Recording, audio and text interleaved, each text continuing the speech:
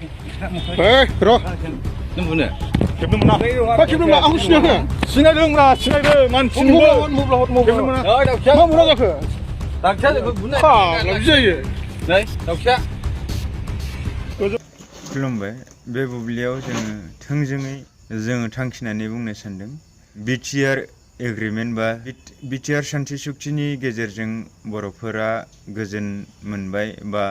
बेवहाय दावराव दावसि हिंसायारि माखासे सानलायनाया जोबस्रांबाय लोगोसेनो बिटिआर बा बिटिसि हालामनि बर'फोरजों लोगोसे साफ्रोमबो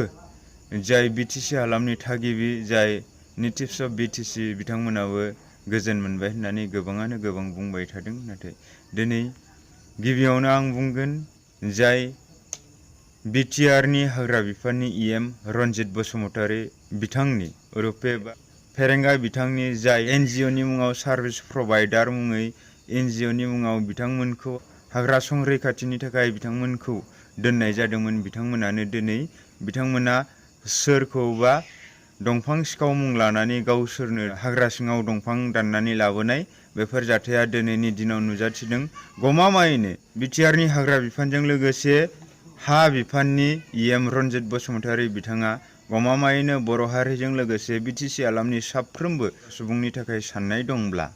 बिथाङा बिनि सायाव थाबैनो इनिसियेटिभ लानायजों लोगोसे एक्सन लानांगौ बेखौ खावलायबाय मोनसे मोजोमसे फिसा रायजोखौ लानानै जिहेथु आलादा सेपारेट स्टेट बड'लेण्ड दानो थांदों बैनि सायाव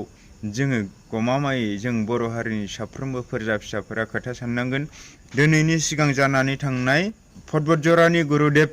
कालिचरन ब्रह्म बे फरायसालिनि गेजेरजों जानानै थांनाय आबसुनि दैदेननायजों जानानै थांनाय बे जिथु intellectual meet plus all ex-workers of Boro' organisation बेवहाय लाइक आबसुनि एक्स वर्कार भलन्टियार फर्सनि एक्स वर्कार बेलटिनि एक्स वर्कार एनडिबिनि एक्स वर्कार बिथांमोनजों जयै बर'नि इन्टेलेक्सुयेलजों लोगोसे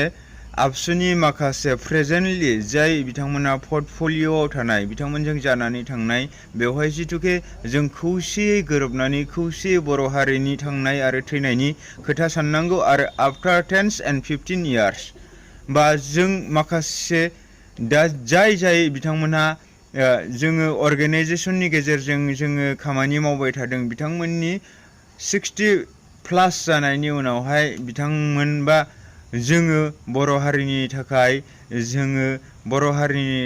जिथु मावनांगौ हाबा बिनि सायाव आन्दायलांगोन होननाय दिपेन बर'नि जिथु बाइट बा इन्टारभिउनि गेजेरजों बुंनाय बेफोरनि सायाव जों सानोब्ला गमामायै दिनै दिपेन बर'आ दिनै बर' हारिनि थाखाय सानदोंब्ला बिथाङाबो सोरनिबा पलिटिकेल पार्टिनि फेभारावल' खामानि मावालासिनो एज ए अभारअल बर' हारिनि थाखाय खामानि मावनाया मोजां जों बेखौ सानो आरो जिथु दिनैनि सरकारनि गेजेरजों जिथु कारापसन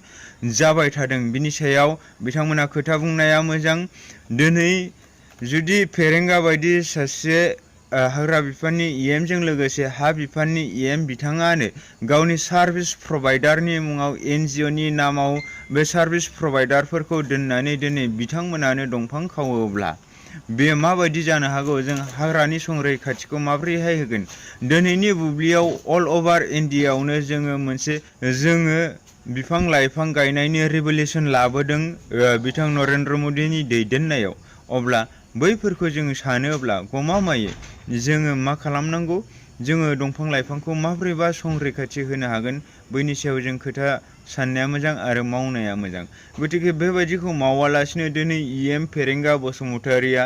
जेरै सायावल' मोजांखौ बुंफ्लानानै सिङाव गाज्रिखौ खामानि मावोब्ला बे टटेलि बे सहायथाव नङा बे गनायथाव नङा बिनि सायाव